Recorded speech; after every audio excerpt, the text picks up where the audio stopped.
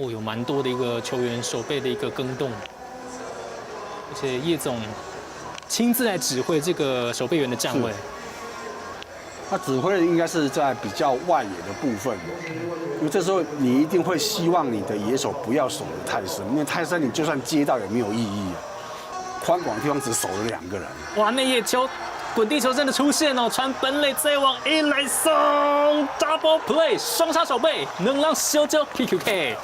这个赌博真的让他赌赢了，所以9局打完，双方带着1比1平手的局面，进入到第10局延长赛。